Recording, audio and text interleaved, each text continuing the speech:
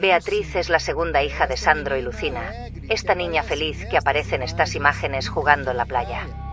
Beatriz Angélica Mota nació el 11 de febrero del año 2008. Era hija de Lucina Mota, una congresista muy interesada en problemas sociales, y de Sandro Romilton, quien se desempeñaba como profesor de inglés en el colegio privado Nuestra Señora Auxiliadora de Petrolina, esto en el estado de Pernambuco, en Brasil. A esta misma escuela asistía Beatriz y sus hermanos Samira Mota, la mayor, y Leandro, el menor.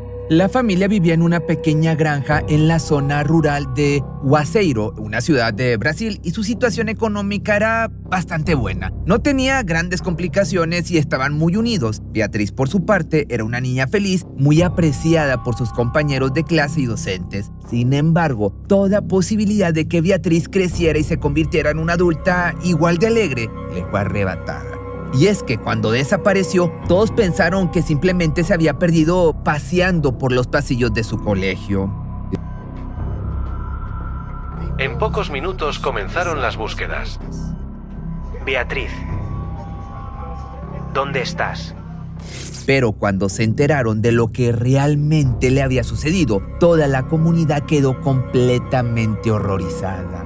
A las 8 de la noche del jueves 10 de diciembre del año 2015, la familia Mota Romilton asistió a un evento en el colegio Nuestra Señora Auxiliadora. Era la graduación de Samira, que estaba terminando tercer año de la secundaria. En ese entonces, Beatriz tenía 6 años y estaba muy entusiasmada por el evento. En el lugar había alrededor de unas 2,000 personas. Al tratarse entonces de una institución prestigiosa, la puerta principal tenía seguridad controlada. Nadie sospechaba que algo terrible pudiera ocurrir en este lugar. Mientras esperaban, sin embargo, el inicio de la ceremonia, Beatriz se acomodó junto a sus padres y su hermano en las graderías del salón de actos. Llevaban puestas unas playeras o unas camisas blancas, blusa, que mandaron a hacer con la cara de Samira, como una especie, digamos, de homenaje.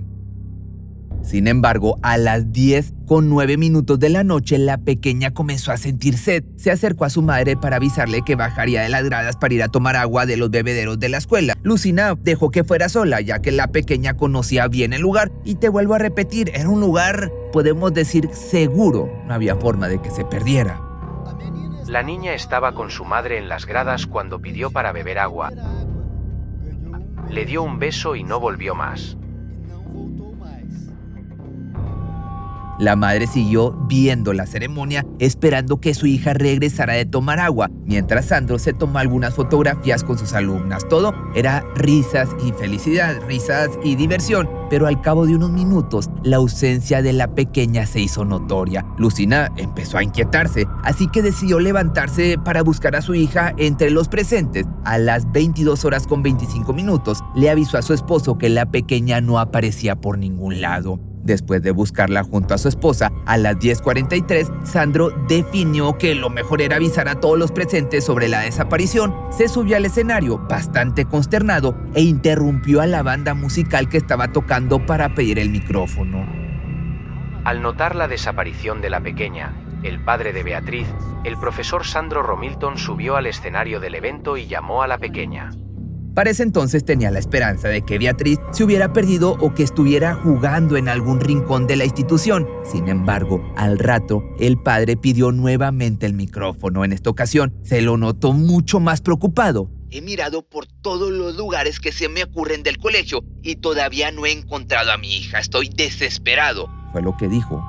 Al notar entonces que la situación lo excedía, el resto de los presentes se sumó a la búsqueda de la pequeña. Indagaron en cada rincón de la institución hasta que después de un rato dieron con su paradero, un hallazgo que los dejó sin palabras. Eran las 10:50 de la noche cuando un guardia de seguridad encontró el cuerpo de Beatriz en un depósito donde se guardaban los elementos de un gimnasio en desuso. La situación era por demás impactante. Entre productos de limpieza, cables y una gran cantidad de hollín que había quedado luego de que algunos alumnos provocaron intencionalmente un incendio tiempo atrás, yacía la pequeña sin vida. Pero eso no era todo. Presentaba 42 ataques con un arma punzocortante y el arma homicida, un cuchillo afilado y grande con mango de madera, aún estaba clavado en su abdomen.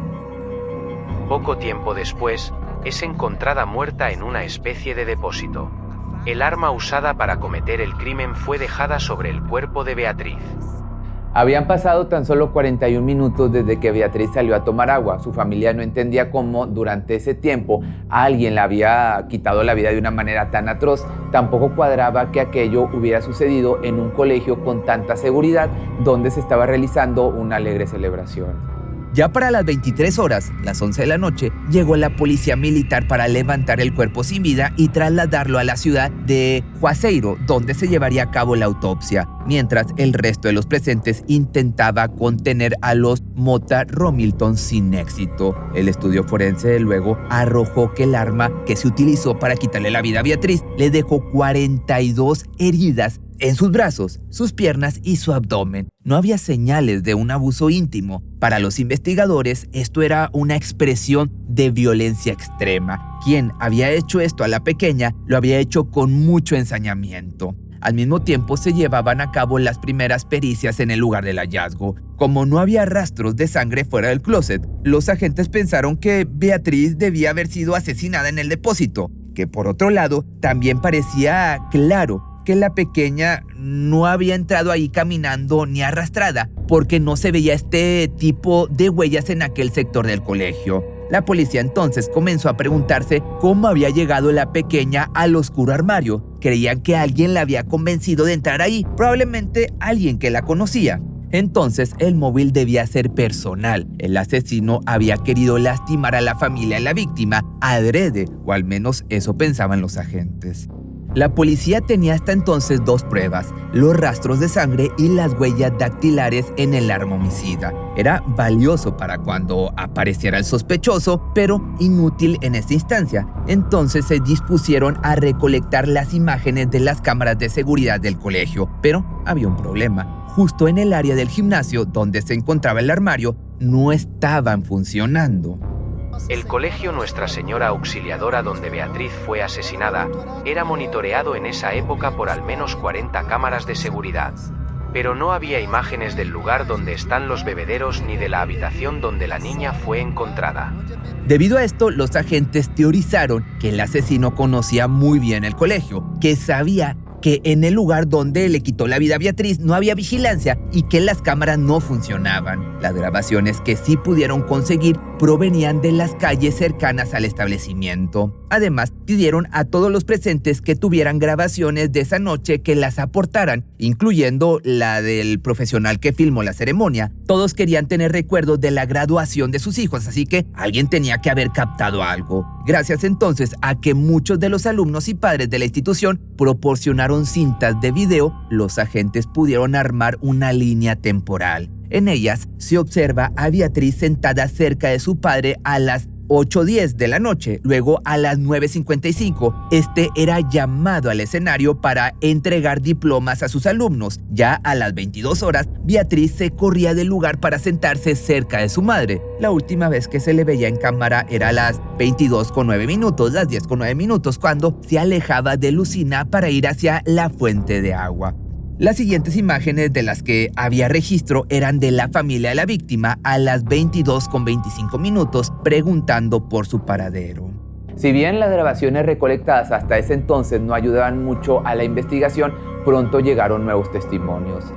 Estos provenían de personas que afirmaban haber visto a un hombre alto, de pelo lacio, que vestía una playera verde, sentado cerca de la fuente de agua. Otros de los presentes declararon algo parecido, que habían visto a un sujeto merodeando en los alrededores de los baños o saliendo del área del gimnasio. Esto ayudó a que el padre de Beatriz recordara un episodio que vivió la misma tarde del asesinato de su hija y que no había tenido en cuenta antes. Según dijo Sandro, un hombre de playera verde se había acercado a dos chicos de la institución para pedirles si lo podían ayudar a llevar una mesa al auditorio. Pensó que debía tratarse de un intento por atraerlos hacia el mismo armario en el que apareció el cuerpo de su hija. Si los niños hubieran aceptado, como probablemente sucedió con Beatriz, hubieran sufrido su mismo destino probablemente. Así que, si bien esta información era muy valiosa, la realidad es que no lo llevaba hacia ninguna persona en particular. Este hombre de verde no era conocido de nadie de la escuela y no había forma de identificarlo. Finalmente, los investigadores lograron dar con más pistas, muestras de pelo y ADN debajo de las uñas de la víctima. En caso de atrapar al sospechoso, podrían comprobar su participación en el crimen con estas, pero todavía faltaba mucho tiempo.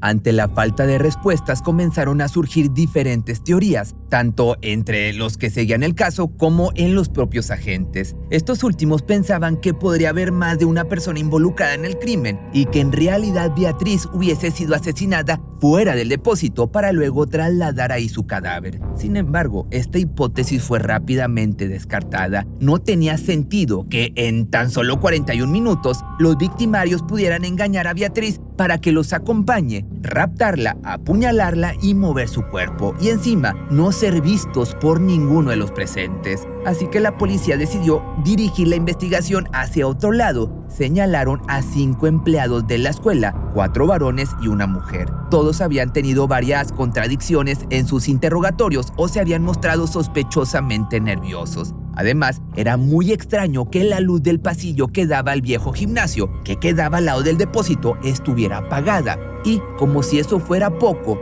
justo 15 días antes del crimen, el 25 de noviembre, se había perdido un juego de 3 llaves que daban acceso a absolutamente todos los espacios del colegio. Si bien los empleados habían reportado su desaparición, quedaron todos despedidos. Debido a esto, los agentes teorizaban que el crimen podría haber sido una conspiración entre ellos para vengarse de la institución.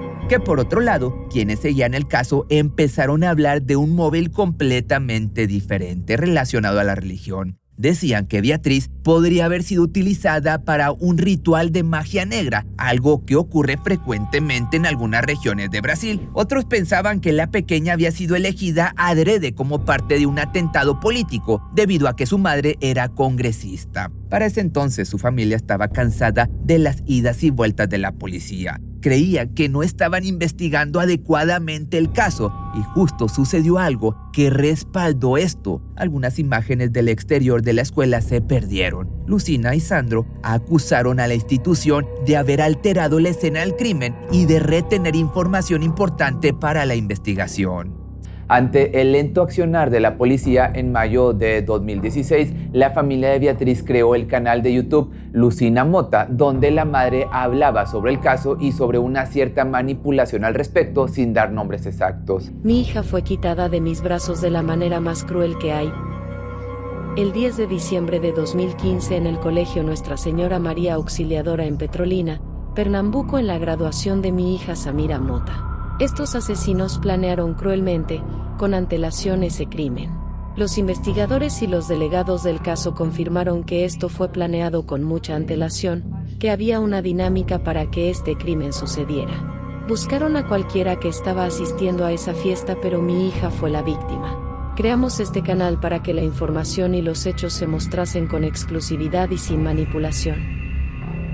No fue hasta septiembre de ese mismo año que la policía pudo recuperar las imágenes de los alrededores de la escuela que se habían perdido. En ellas se podía ver al sospechoso con playera verde que señalaron los testigos, caminando alrededor del colegio a las 8:30 de la noche del día del crimen. Su andar era algo extraño y 1 hora y 9 minutos después aparecía en otra cámara hablando con alguien por celular. Luego cortaba la llamada y guardaba un cuchillo en su media que sería presuntamente el arma responsable.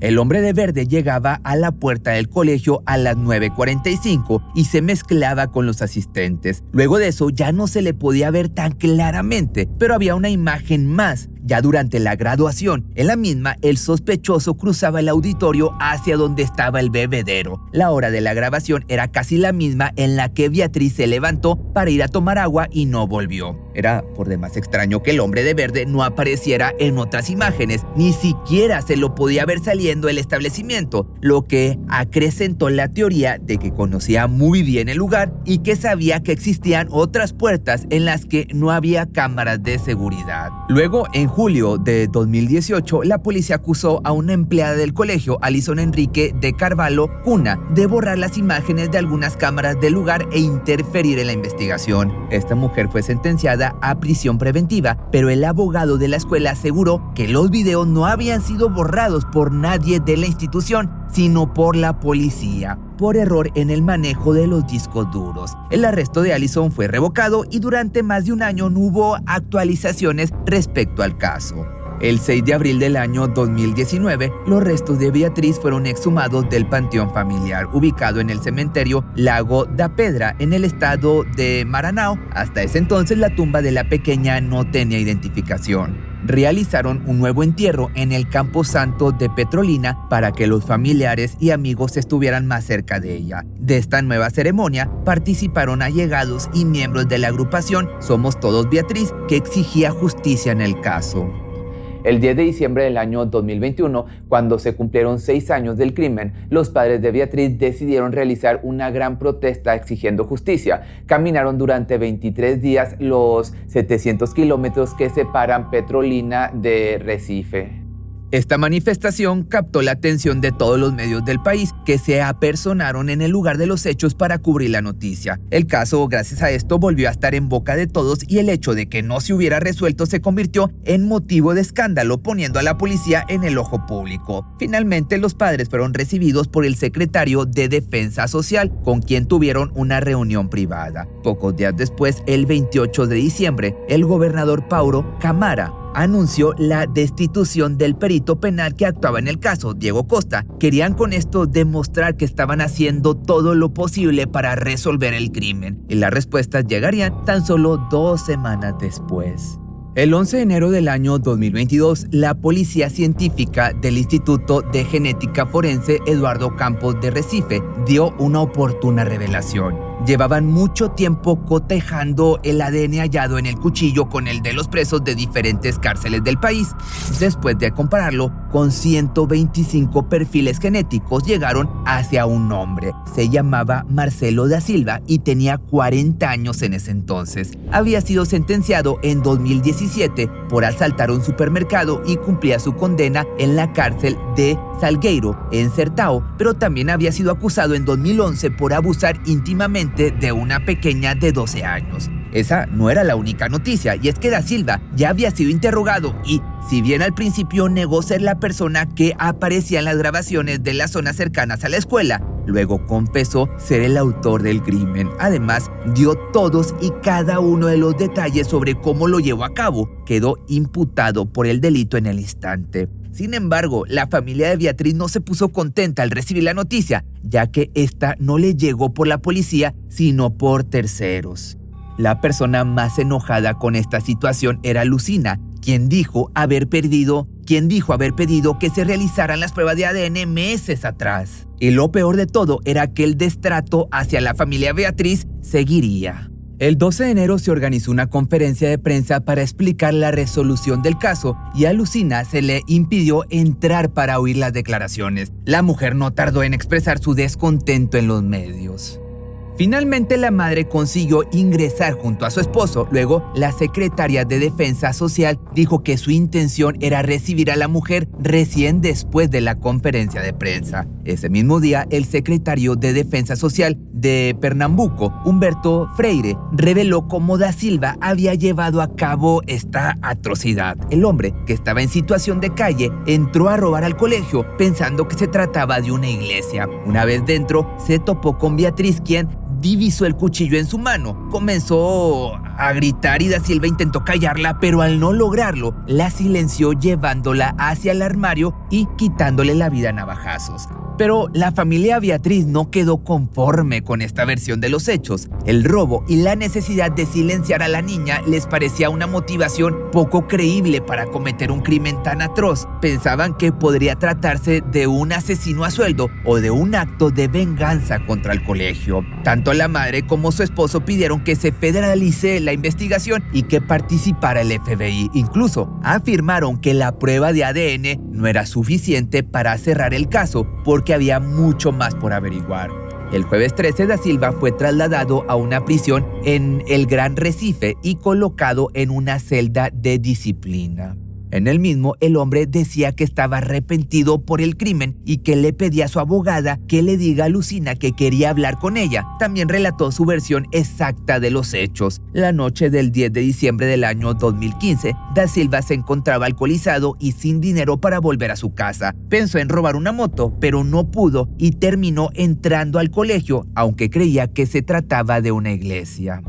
Una persona del recinto notó su estado de ebriedad y lo echó, pero él volvió a intentar entrar para tomar agua y lo logró. Fue entonces cuando se topó con la niña que estaba cerca del bebedero. La pequeña, según él, le dijo que tenía un cuchillo ahí. Entonces Da Silva se enojó, le respondió que se callara y la obligó a entrar al depósito. Una vez ahí, le dijo a la pequeña que se quedara en silencio, pero ella empezó a gritar. En ese instante, el hombre decidió quitarle la vida con el cuchillo que tenía encima. Luego se fue a lavar las manos al baño, salió del colegio sin problemas y se fue a bañar a un río cercano. Hasta consiguió que unas personas de la calle le prestaran ropa limpia para cambiarse.